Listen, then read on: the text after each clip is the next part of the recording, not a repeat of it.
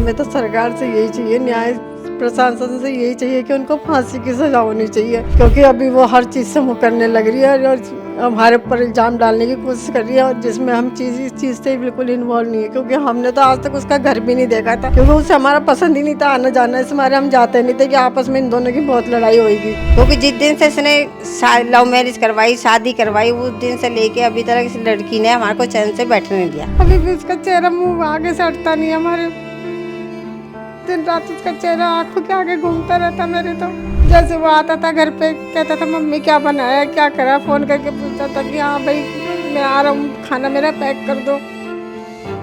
अब कोई नहीं कहने आएगा कि हाँ मम्मी खाना पैक कर दो। जो मर्डर करने वाले हैं उनका तो काम ही यही है, मुकरना। भाई वो जैसे उठाई गिरे लोग हैं, वो उन्होंने हमारे हीरे जैसे भाई को मार दिया। सौरभ के साथ तो बहुत गंदी तरह से रहती थी, गाली गलौज करना, लड़ाई करना।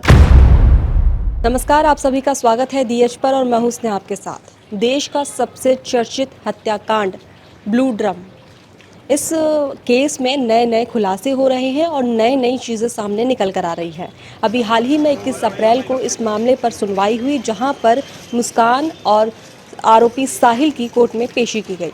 जज की तरफ से उनसे कई सारे सवाल किए गए, जिसमें मुस्कान और साहिल ने दोनों ने ही इन आरोपों को सिरे से खारिज करते हुए नकार दिया। उनका कहना था कि उन्हें इस पूरे केस में झूठे तरीके से फंसाया जा रहा है। मुस्कान से जब पूछा गया कि आपने अपने पति सौरभ की हत्या की है, तो उसने साफ मना करते हुए कहा कि मैंने उसकी हत्या नहीं की, मुझे प्रॉपर्टी के चक्कर में फंसाया जा रहा है। तो वहीं आरोपी साहिल से जब ये सवाल पूछा गया तो उसने कहा कि वो मुस्कान से मिलने जाता था, उससे घुमाने ले गया था, तो इसी वजह से सौरभ की फैमिली उस पर झूठा केस कर रही है। तो वहीं पर काफ़ी सारी चीज़ें सामने निकल कर आई। तो एक सवाल बिल्कुल सिमिलर था दोनों का, वो ये था कि वो दोनों शिमला मसूरी घूमने गए थे। ऐसे में देखा जाए तो ये अब तक का सबसे बड़ा हत्याकांड है। तो वहीं पर मैं मौजूद हूँ मृतक सौरभ राजपूत के घर पर। उनकी मां से बात करेंगे, उनके परिवार से बात करेंगे कि इस पूरे केस पर उनका क्या कहना है, कोर्ट की सुनवाई पर क्या कहना है, और इस केस को लगभग 1 साल हो चुका है, तो अभी तक जो न्याय है वो कब तक मिलेगा और उनको और उनकी कोर्ट से और सरकार से क्या उम्मीद है। आइए उनसे बात करते हैं और जानते हैं। तो हमारे साथ मौजूद है मृतक सौरभ राजपूत की माताजी, जिनसे हम बात करेंगे इस पूरे केस के बारे में और ये भी जानेंगे कि ये अभी जो 21 अप्रैल को सुनवाई हुई थी उस पर उनका क्या कहना है। आंटी, अभी जैसे 21 अप्रैल को मुस्कान और साहिल की कोर्ट में पेशी की गई सौरभ राजपूत यानी कि आपके बेटे के केस के बारे में, तो इस पर आपका क्या कहना है? हमारा तो यही कहना है कि हमें तो इंसाफ चाहिए, और चाहे उसकी पेशी हुई हो, चाहे कुछ हुई हो, चाहे वो इस चीज़ से मुकर्री हो, इससे हमें कुछ मतलब नहीं। जो सारी चीज़ उसके खिलाफ गए हुए हैं, सारे सबूत मिले हुए हैं, हर किसी ने उस पैरवी की है और पहचान की है। सब लोगों ने, बाहर से भी आए हैं, होटल वाले भी, में कैब ड्राइवर भी, सब ने पहचान की है इन्हों की, भाई ऐसे ऐसे एक लोग गए थे काम, मगर इनके मुंह पे जरा सी भी सिकन नहीं थी। कोई भी इन चीज़ को पहचान नहीं पाया कि भाई इतना बड़ा काम करके ही आए हुए यहाँ बाहर घूमने। सबसे पहले ये जानना चाहूँगी कि जब ये पूरा मामला, ये पूरा केस हुआ, जिस तरह से अभी आरोप लगे हैं कि मुस्कान और साहिल ने आपके बेटे की हत्या की है, तो क्या आप लोगों का रिएक्शन था? आप लोगों को क्या सच में लगा कि अब आपका बेटा इस दुनिया में नहीं रहा? हमें तो पता ही नहीं था किस चीज़ का कि ये काम कर दिया इन्होंने।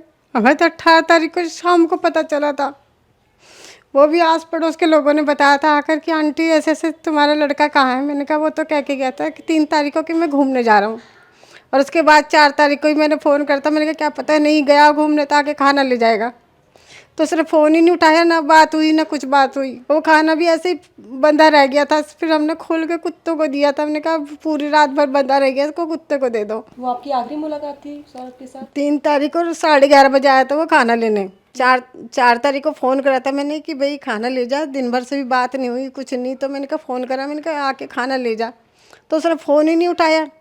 और हमें क्या पता था कि उसके साथ ऐसी घटना घट गई है या कुछ है। हमें इस चीज़ का बिल्कुल भी अंदेशा नहीं हुआ, क्योंकि वो ये बच्चे बात करते थे, क्योंकि मैसेज वगैरह मुझे नहीं करना आता। बच्चे बात करते थे तो वो वही बात करती थी उसके फ़ोन से, वही मैसेज वगैरह करती थी, हर चीज़ वही करती थी। क्या कहती थी वो आप लोगों से? बच्चों से ही मैसेज डाल देते थे, जैसे बच्चे पूछते थे कि भाई कहाँ है क्या है, तो उसकी वो खाली वीडियो चलती थी। और मैंने बच्चों से कहा भी, मैंने कहा वो कभी बाहर जाता वीडियो नहीं डालता, वैसे वो अपनी फ़ोटो के साथ ही डालता है। जब भी हमारे मन में इतना वो नहीं आया, एक दो बार लड़के को भेजा भी मैंने देखने, तो वहाँ उसके घर पे ताला ही मिला था। वैसे तो हम कभी गए नहीं उस गली में, पूछते पूछते गया भी लड़का, तो उसके घर पे ताला था। तो उससे आस पड़ोस वाले कहने लगे वो तो कहीं गए हुए हैं।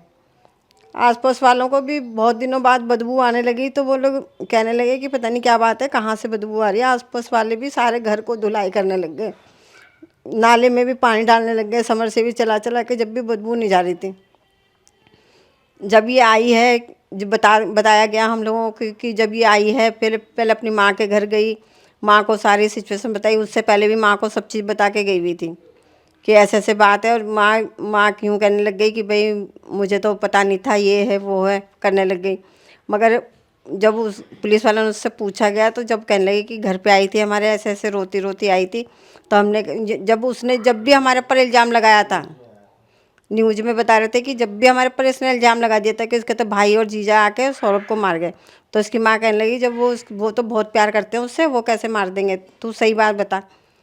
फिर जब इसके बाप उसको थाने लेके जा रहा था, जब इंटरव्यू में आ रहा था कि थाने लेके जा रहा था, जब इसने रास्ते में पूछा, यूँ कहने लगा कि सुबह मैंने अभी तक तेरे हर गलत में साथ दिया है और आगे भी दूंगा, तो मुझे सही बता दे। जब इसने वहाँ पर रास्ते में बताया, जब जाके इसको थाने में ले जाकर देकर आया, और थाने वाले जब उस वापस घर पे लेकर आए, तो फैंटम वाले देखने आए, तो फैंटम वालों को पता नहीं चला कुछ, क्योंकि हमें ये सब जानकारी पुलिस वालों से मिली थी कि ऐसे ऐसे हम फैंटम वालों को भेजा था और फैंटम वालों को कुछ नहीं मिला।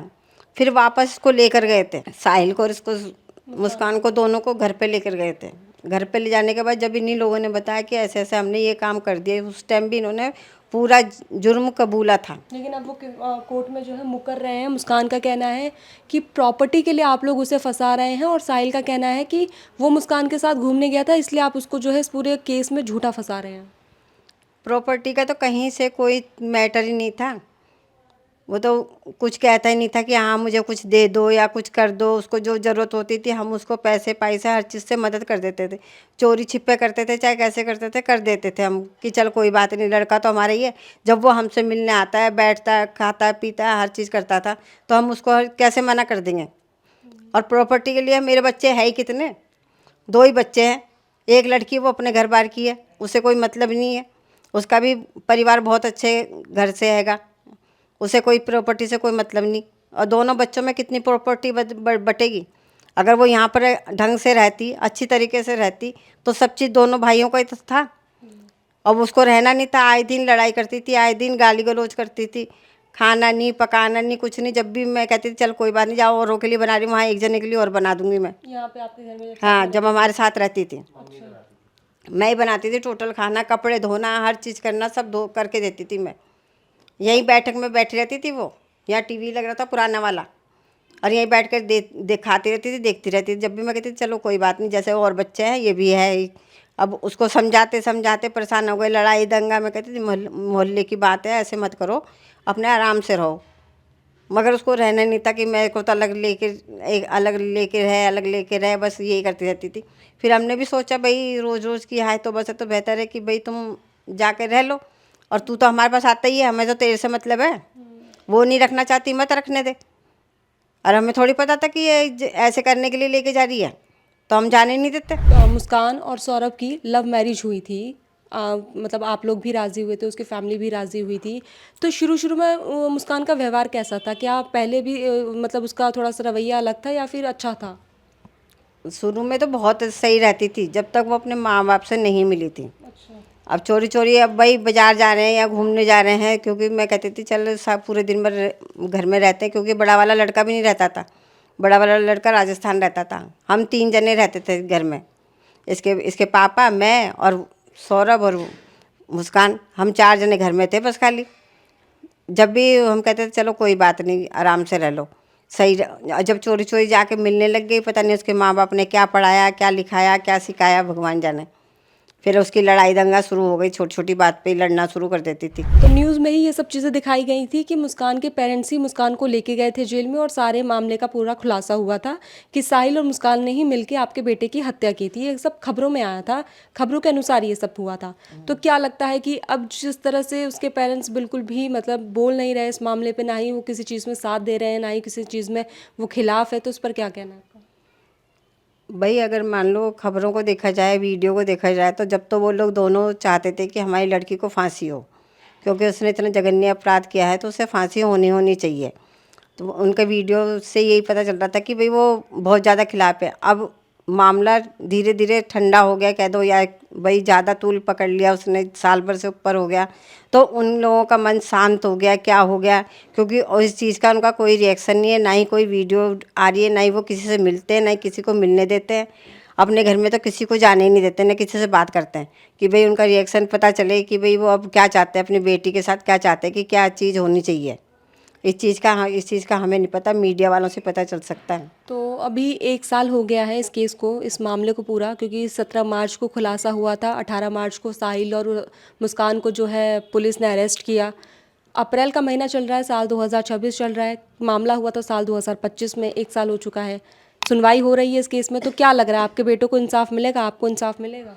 हाँ, हम तो चाहते हैं कि उन दोनों को फांसी की सजा ही होनी चाहिए और कुछ नहीं होना चाहिए। और वो बच्चे की सहमति पाने के लिए, लोग बागों की सहमति पाने के लिए चाहती है कि मैं बच्ची को लेके आगे रख के चलूँ, तो वो बिल्कुल भी नहीं होना चाहिए। तो अगर देखा जाए तो आपके बेटे और मुस्कान के बीच में अनबन होती थी ताकि वो यहाँ से अलग हो जाए आप लोगों से, और वो रेंट पे रहते थे वो लोग?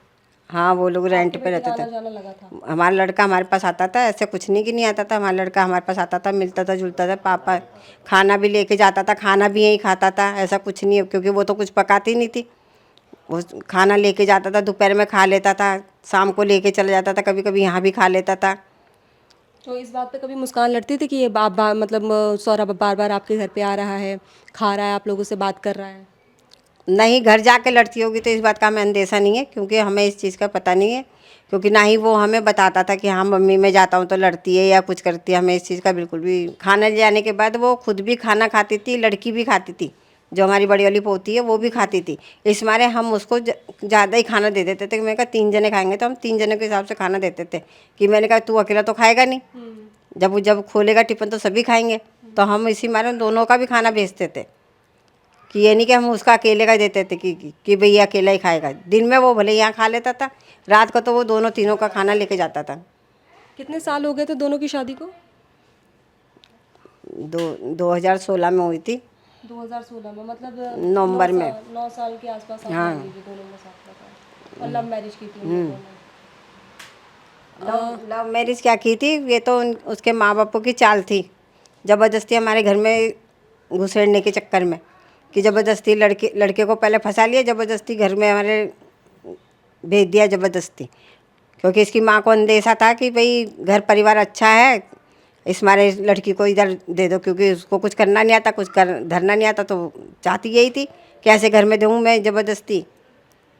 जो एक माँ को ये नहीं पता कि मेरी लड़की घर में से निकल के चली गई, उसे पता था कि मेरी लड़की गई है निकल के। अब आप अंदाज़ा लगा लो, दिल्ली चुंगी पे पीपल का पेड़ है, हाँ, गौरीपुरम में से वहाँ से चली गई। और अभी ये देखो कि लड़के को सुबह 4:30 बजे से फ़ोन कर रही थी, और मैं उसको गुस्सा भी होती, मैंने कहा अभी तो तू आया है और आके तेरा कौन सा बिजनेस हो रहा है। मैं उसको उल्टा सुल्टा भी मैंने बहुत बोला, तो कह रहा कोई नहीं है, उसने फ़ोन बंद करके रख दिया। फिर भी लगातार फ़ोन करती रही हूँ। और उसके बाद देखो वो यहाँ से निकल के गया, अभी चुंगी तक भी नहीं पहुँचा था, पीपल के पेड़ तक भी नहीं पहुँचा था, पेट्रोल पंप के, और वो फैंटम वालों को लेके हमारे घर आ गई। किसी की लड़की भागती है तो उस माँ बाप के दिल पे क्या गुजरती है हम जानते हैं, कि भाई हमारी लड़की चली गई है, 4 जनों को हम बताएंगे तो हमारी कितनी बदनामी होगी। और मगर उसको अंदेशा था कि वहीं गई है, उसी लड़के के साथ गई है, और वो सीधी यहीं पुलिस लेके आ गई हमारे घर पे, और हमारे घर में कोई भी नहीं था, मैं अकेली थी, और लड़का सो रहा था बड़ा वाला। और बहुएं कहने लगी, बाहर गली की बहुएं कहने लगी, अभी तो आंटी जी का लड़का तो अभी बाहर चुंगी तक भी नहीं पहुँचा, ये पुलिस लेके कैसे आ गई। कहने लगी कि हमें क्या पता तुम्हारे लड़के के साथ गई है, तुम ला कर दो। मैंने कहा भाई मेरे को क्या पता, मेरा लड़का तो अभी निकल के गया, वो कल जागर में गया था, वो अभी निकल के गया। मैंने कहा क्या पता उसके दोस्तों ने फ़ोन करा होगा, भाई जागर वागर का सामान फैला रहता है, यार दोस्त तो करवाते ही हैं, तो कहने लगे नहीं तुम्हारे लड़के के साथ ही गए। पुलिस वाले भी गुस्सा होने लगे। मैं तो देखो जब मुझे गुस्सा आ गया तो मैं तो सबको निकाला बाहर। मैं कहा पहले तो सब निकलो तुम मेरे घर में से बाहर, गली में बाहर कर करे गली में। मैं कहा गली में बदनामी क्या होगी? अब बदनामी कोई कम रह गई तुमने जो आ गए हमारे घर पुलिस लेके? बेमतलब का इतने सालों से हमारे घर में कभी पुलिस नहीं आई और तुम हमारे घर में पुलिस लेके आ गए। तो मैं तो सबको बाहर निकालता, उसकी माँ को भी, फैंटम वालों को भी, सबको निकालता। ब्रह्मपुरी से जितने भी आए थे, 2 फैंटम वाले आए थे, उनको चारों को बाहर निकाला मैंने कहा तुम बाहर खड़े होकर बात करो। और रही ढूंढने की बात तो इसकी माँ को कहो ये ढूंढ के लाएगी, क्योंकि जिस दिन से इसने लव मैरिज करवाई, शादी करवाई, उस दिन से लेके अभी तक इस लड़की ने हमारे को चैन से बैठने नहीं दिया। आए दिन किसी न किसी बात पे लड़ाई करती थी, पुलिस थाना करती थी। रात को 2-2 ढाई बजे आती थी मैं वहाँ से। मतलब पुरानी वाली सीटें भी जो थाने की है वो भी हमारे पास अभी तक पड़ी है, जैसे रिपोर्टें करवाती थी, बेमतलब गलत सलत रिपोर्टें करवाती थी।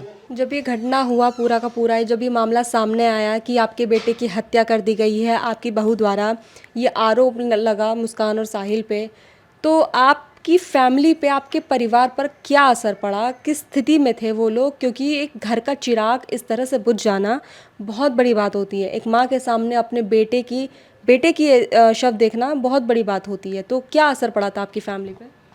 हमारे लोगों को तो कुछ पता नहीं चल रहा था कि क्या कहना है, किसको क्या सुनना है, क्या देखना है, कुछ पता नहीं चला। हमारे सामने से आए, निकाल के लेके चले गए उसे।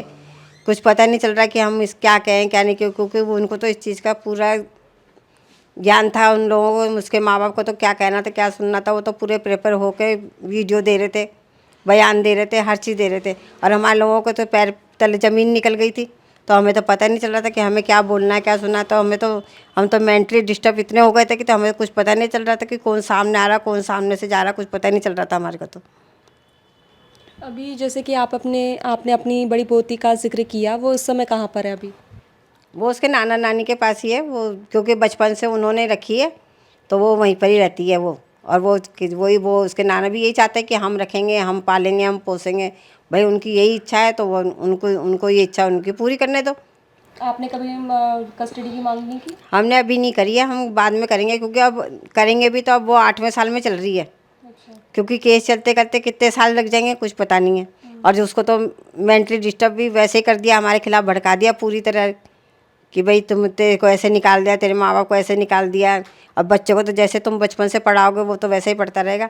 बच्चे का दिमाग तो कच्ची मिट्टी की तरह होता है, जैसे तुम ढालोगे वैसे ढल जाएगा वो तो। और वैसे वो आती थी यहाँ पर हमारे से, कोई भाई जैसे कहते बच्चे गुस्सा हो रहे या कुछ है, अच्छी तरह खेलती थी यहाँ पर, बच्चों के साथ भी खेलती थी, खाना पीना खाती थी, कहती थी अम्मा ये दे दो वो दे दो, ये सब चीज़ दिला देते थे, हम खिला देते थे उसको बना के। कह रही मेरी मम्मी तो ये बनाती ही नहीं है। मैंने कभी नहीं बनाती बेटा, कोई बात नहीं, तू यहाँ पे खा ले, और जो खाना तुझे मुझे बता दे, मैं बना के रखूँगी, तू आके खा लियो। सौरभ का स्वभाव कैसा था? वो किस तरह के इंसान थे? आपके बेटे थे वो, तो फैमिली मिलनसार थे? और मतलब जैसे कैसे वो फिर मुस्कान के साथ में आए? वो तो बहुत अच्छा लड़का था, वो तो हर चीज़ किसी से हंसना बोलना करना सब करता था। अभी भी उसका चेहरा मुंह आगे से हटता नहीं है हमारे। दिन रात उसका चेहरा आंखों के आगे घूमता रहता मेरे। तो जैसे वो आता था घर पे कहता था मम्मी क्या बनाया, क्या करा, फ़ोन करके पूछता था कि हाँ भाई मैं आ रहा हूँ, खाना मेरा पैक कर दो। अब कोई नहीं कहने आएगा कि हाँ मम्मी खाना पैक कर दो।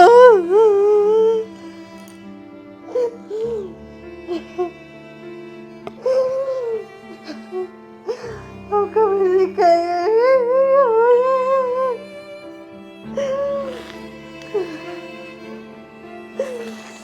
अब कभी नहीं पूछेगा कि क्या बनाया क्या बनाया। इतनी खाने की चीजों का शौक था उसे। अभी आया था तो कह रहा था मम्मी नॉन वेज वगैरह खाने का शौक था, करता मम्मी मीट बना के रखना, मैं आऊँगा। तो मेरे कहा कोई बात नहीं, तू आ जाइए इतवार को, जब बना दूंगी मैं। ऐसा थोड़ी पता था कि वो ऐसा आएगा ही नहीं। तो क्या कहना चाहेंगी सरकार से, कोर्ट से, कि किस तरह की मांग करना चाहती है आपकी मुस्कान और साहिल को किस तरह से सज़ा मिले? हमें तो सरकार से यही चाहिए, न्याय प्रशासन से यही चाहिए कि उनको फांसी की सज़ा होनी चाहिए, क्योंकि अभी वो हर चीज़ से मुकरने लग रही है और हमारे ऊपर इल्ज़ाम डालने की कोशिश कर रही है, और जिसमें हम इस चीज़ से बिल्कुल इन्वॉल्व नहीं है। क्योंकि हमने तो आज तक उसका घर भी नहीं देखा था कि कौन सी गली में उसका घर है। जब ये घटना घटी थी, जब हमें लोगों ने बताया, हम तो कहीं के कहीं निकल गए कि जब हमें पता चला, अरे वो तो आए थे और लेके भी चले गए। जब हमें पता चला, जब हम थाने पहुंचे थे, ब्रह्मपुरी के थाने जब गए हम लोग, हमें तो यही नहीं अंदेशा कि वो कहाँ रह रहा है कहाँ नहीं रह रहा है, क्योंकि उससे हमारा पसंद ही नहीं था आना जाना। इस मारे हम जाते नहीं थे कि आपस में इन दोनों की बहुत लड़ाई होगी। इस मारे हम इस लड़ाई से दूर रहना चाहते थे कि हमारी वजह से इनके घर में लड़ाई नहीं होनी चाहिए।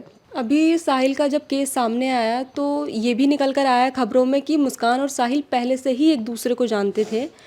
जब सौरभ दुबई चले गए कमाने के लिए, तब अकेले में जो है साहिल मुस्कान से मिलने आते थे। आस पड़ोस के लोगों ने भी कहा, उन्होंने देखा कि साहिल जो है रात में उनके घर पर आते थे उनसे मिलने के लिए, लेकिन अब वो उस चीज़ से मुकर रही हैं। साहिल और मुस्कान दोनों कह रहे हैं कि कभी भी वो घर पर नहीं मिले हैं तो बाहर मिले हैं। नहीं, हमें भी मीडिया के माध्यम से पता चला था कि भाई आस पड़ोस वालों ने कहा था कि भाई तू आधी रात को आता है। उन्होंने उस घर के मकान मालिक से भी कहा था कि भाई ऐसे ऐसे लड़का रात को आता है और यूँ कह देती कि मेरा भाई है, तो भाई है तो दिन में आओ ना, दिन में आओ। अपने कहती वो तो खाना लेना आता। अरे भाई, जब तू वो खाना नहीं बनाता तो वो खाना लेने किस चीज़ का आता? आस पड़ोस वालों से हमें पता चला था, जो आस पड़ोस में मकान है लेडीज़ों का, उनसे पता चला था कि इंटरव्यू में कि ऐसे ऐसे हमने कहा भी था। मकान मालिक ने भी इस चीज़ का गौर नहीं करा। आपने आस पड़ोस के लोगों ने आपसे कभी इस चीज़ के बारे में नहीं कहा कि आपकी बहू के घर पे आधी रात को कोई लड़का आता है? हम जाते ही नहीं थे उधर, तो हमें पता ही क्या। हम गए नहीं, उस सड़क पे गए नहीं कभी, क्योंकि हमारा ज़्यादातर ख़रीदारी इधर बैल बाज़ार से होती है, बेगमपुर से होती है। बस यहीं रहती है हमारी खरीदारी, और हम फालतू जगह जाते ही नहीं हैं। इतना टाइम ही नहीं मिलता हमें कि जब हम इधर उधर जाएँ या कुछ बात है। अभी मुस्कान ने जेल में एक बेटी को जन्म दिया है जिसका नाम राधा रखा है। क्या लगता है वो किसकी बेटी होगी? वो तो साहिल की हैगी, साहिल की लड़की है वो तो। वो पहले तो हर चीज़ से मुकर रहा है ना कि मैंने ये नहीं करा वो नहीं करा। अगर अब उसकी डीएनए टेस्ट में साहिल की लड़की निकल जाती है तो फिर किसकी चीज़ से मुकरेगा वो? किस चीज़ को मना करेगा कि मैंने इसके साथ नहीं था, ये नहीं, मैंने जुर्म नहीं करा है, ये नहीं करा, तो किस चीज़ से मुकरेगा? तो हमारे साथ थी मृतक सौरभ राजपूत की माताजी, जिनसे हमने बात की इस पूरे केस के बारे में। हाल में अभी 21 अप्रैल को इस मामले पर सुनवाई हुई। हाल ही में 21 अप्रैल को इस मामले पर सुनवाई हुई। कोर्ट में मुस्कान और साहिल की पेशी हुई, जहां पर जज ने उन दोनों से 32 सवाल पूछे थे और जवाब भी दोनों ने लगभग सेम दिए थे। तो वहीं पर मुस्कान और साहिल का कहना है कि उन दोनों को इस पूरे मामले में झूठे तरीके से फंसाया जा रहा है। साहिल का कहना है कि वो मुस्कान से मिलता था, उससे बातें करता था, उसके साथ घूमने गया था, इसलिए उसकी फैमिली उस केस में उसे फंसा रही है। और मुस्कान का कहना है कि प्रॉपर्टी विवाद को लेकर इस मामले में उसे फंसाया जा रहा है। वो बेगुनाह है, वो निर्दोष है। तो हमारे साथ मौजूद है मृतक सौरभ के बड़े भाई, जिनसे हम इस पूरे मामले पर बात करेंगे और जानेंगे कि उनका इस पूरे मामले पर क्या कहना है, और साथ ही मुस्कान और साहिल को लेकर वो क्या कहना है, उनका क्या कहना है। सर, सबसे पहले कब पता चला आपको ये पूरा मामला कि आपके भाई की हत्या कर दी गई है, कि जो हत्या भी हुई है तो उनकी पत्नी ने, यानी आपकी छोटी बहू ने की है? मैं 3 तारीख को जब खाना लेने आया था, ये जब चला गया था, उसके बाद 4 तारीख को जब ये नहीं लेने आया तो मम्मी ने फ़ोन किया था, तो इसने उठाया नहीं। तो फिर मम्मी ने मेरे को बोला था, तो मैंने फिर कॉल किया। तो वहाँ से वो क्या मैसेज कर रहा है कि भाई मैं तो घर नहीं आऊँगा, मैं तो घूमने निकल गया हूँ। अच्छा, तो ये मैसेज क्या सौरभ ने किया था? सौरभ के फ़ोन से ही आया था। सौरभ के फ़ोन से आया था, बट 4 तारीख में। आपको ये नहीं पता कि सौरभ ने किया था किसी और ने किया था? नहीं, वो मतलब मेरे से ज़्यादा मतलब बात नहीं करता था। बस आप बाहर से आया था तो दोस्त यारों के संग घूमना और मतलब एंजॉय वगैरह करना ही कर रहा था। तो अभी जिस तरह से कोर्ट में दोनों की पेशी हुई है, साहिल और मुस्कान की, दोनों का मुकर जाना, सारे आरोपों को सिरे से खारिज कर देना कि उन दोनों ने आपके भाई की हत्या नहीं की है, तो उस पर क्या कहना है? जो मर्डर करने वाले हैं उनका तो काम ही यही है, मुकरना। भाई कोई भी यहाँ पे आज तक इंडिया में जिसने मर्डर करा है वो सीधा सीधा कोई कबूलेगा तो है नहीं कि हाँ मैंने मर्डर करा है।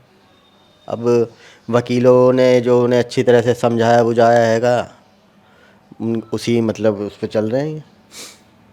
तो क्या लगता है अभी क्या सज़ा फिर दोनों को मिलेगी? क्योंकि अभी 21 अप्रैल को दोनों की कोर्ट में पेशी हुई थी, अभी अगली सुनवाई 28 अप्रैल को है। भाई हमने तो शुरू से एक ही मांग रखी है, फांसी की। हाँ भाई, वो उस जैसे उठाई गिरे लोग हैं, वो उन्होंने हमारे हीरे जैसे भाई को मार दिया, तो उन उठाई गिरों को तो फांसी मिलनी चाहिए, दोनों को। अच्छा, इस मामले में एक एंगल ये भी आया था कि जो साहिल है, जो आरोपी है, जो मुस्कान के साथ था, वो तंत्र मंत्र भी करता था। हमने तो ये मीडिया में ही देखा था जी, ये तंत्र मंत्र वगैरह। ये मेरे को लग रहा है ये नवंबर से प्लानिंग कर रहे थे। अच्छा, और नवंबर से 2024 से। नहीं, नवंबर 11, पता नहीं, हम मीडिया में जब उन्होंने बयान बत करे थे ना अपने, तो उन्होंने पीछे तक की बताई थी कि हमने नवंबर से प्लानिंग कर रहे थे। खूब मतलब बयान दिए थे, हम नवंबर से प्लानिंग कर रहे थे इसकी। हमें पता लग गया था ये आने वाला है, तो हमने नवंबर से प्लानिंग कर ली थी। उन्होंने यूट्यूब पे सब मतलब मर्डर केस के सब उन्होंने वीडियो खंगाल दिए उन्होंने कि देख बचने के लिए क्या क्या तरीके हैं, क्या क्या तरीके नहीं हैं। उन्होंने सब मतलब प्लानिंग करी थी। जिस दिन ये 24 तारीख को आया था ना, उस दिन भी इन्होंने ये प्रयास करा था मारने का। मतलब ड्रिंक में उन्होंने मिला दिए थे उसके। अच्छा, तो उस दिन मेरे भाई ने ड्रिंक नहीं ली। उस दिन वो जो अपने दोस्तों के संग बाहर जाके मतलब चला गया था। तो मुस्कान के बारे में क्या कहना है? किस तरह की लड़की थी वो? किस तरह से रहती थी आपकी फैमिली के साथ? किस तरह से सौरभ के साथ रहती थी?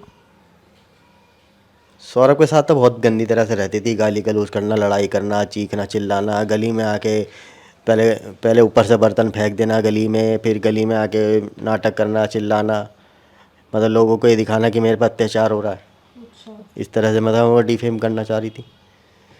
और उसकी फैमिली कुछ नहीं कहती थी इन सब चीज़ों में? नहीं, वो तो उनका काम ये था आना, पुलिस को लेके आना, और मेरी मम्मी को 2 बजे तक रात तक वहाँ थाने में बैठवा के रखना। अच्छा, क्या मतलब उन पे आप लोगों पे केस या मतलब किस तरह के आरोप लगाए? बस आरोप किस तरह से लगाए? समझौते के लिए कि भाई ये मतलब अत्याचार कर रहे हैं, पुलिस में लिखवा देते थे। भाई पुलिस वाले तुरंत सुनेंगे लड़की की, वो तो तुरंत ही आएंगे। वो आते थे, मम्मी अकेली होती थी हमारी, और पापा थे। पापा जो है उस टाइम वहाँ जो डीपू जाते थे, नाइट ड्यूटी रहती थी, तो आते थे। और भाई पहले तो यहाँ नाटक होता था हमारे घर के सामने ही। फिर मेरे को जब पता लगा, हमने हार के भाई कैमरा लगवा दिए कि अब उसके बाद से कैमरा लगने के बाद से वो हमारी गली में आना बंद हो गए। भाई उस टाइम तब भी आना चाहिए ना, वो फिर कैमरे आना, लगने के बाद से नहीं आया? कैमरा लगने के बाद से वो आना बंद हो गया, और इसका ही चीखना चिल्लाना बंद हो गया। अच्छा, ये चीखना चिल्लाना या तो कमरे में करती थी, या रसोई में करती थी, या छज्जे पे करती थी, यहाँ कैमरा नहीं है। तो इस पूरे घटना में आप किस तरह से देखते हैं? क्या फैमिली पर असर पड़ा है? क्या आपकी जो भांजी है उस पर असर पड़ा है, पीहू पे? आपकी माताश्री से भी मैंने अभी बात करी है, तो वो भी काफ़ी भावुक हुई हैं। उन्होंने अपना बेटा खोया, आपने अपना भाई खोया है। तो किस तरह से पूरा असर पड़ा आपकी फैमिली पे? नहीं, इनने तो हमारी पूरी फैमिली बिखेर दी इनने। ऐसा नहीं सोचा था उन्होंने। सौरभ दुबई में रहते थे, पैसे वगैरह नहीं। भेजते थे बराबर? नहीं, दुबई में नहीं था वो। ये जो अभी 2022 में गया था, ये लंदन में गया था नेवी में। अच्छा, नेवी में इनने 1 साल जॉब करी वहाँ पे। ये हमें हमें तो इन्हें बताया था कि 2 साल का वीज़ा लेके जा रहा हूँ मैं, या मिला है, या जो भी जिस तरह जो भी प्रोसीजर होता है, हमें तो ये बताया कि 2 साल का वीज़ा है मेरा, और 1 साल तो मेरी जॉब नेवी में है ये। फिर वहाँ पे कहीं उसने जो है 1 साल उनने फिर कोई बेकरी थी मॉल के अंदर, अच्छे बड़े मॉल में लंदन में, 1 साल वहाँ करा है जॉब। तो पैसे बराबर भेजता था मुस्कान को? मुस्कान को तो हमें बताता था कि हाँ भाई स्कूल फीस है, उसके खर्चे हैं, कभी आईफोन दिला रहा है, कभी कुछ दिला रहा है, कभी अपने ससुर को पैसे दे रहा है कि भाई मेरे को चैन बना के दे देना। हाँ, पता नहीं, हमें तो कई कई बातें सुनने को मिली है, पर वो तो नाट गए, तो वही हम तो कुछ कह नहीं सकते उसमें। तो आखिर में यही है कि क्या आपको सिस्टम से, कोर्ट से उम्मीद है? क्या लगता है? क्योंकि जिस तरह से अभी 1 साल हो चुका है इस पूरे मामले पर, इस पूरे केस में, मुस्कान जब वो आई थी कोर्ट में पेश हुई थी, और साहिल भी जब पेश हुए थे, तो दोनों के चेहरे पे कोई शिकन नहीं थी, कोई किसी तरह की कोई लकीर नहीं थी।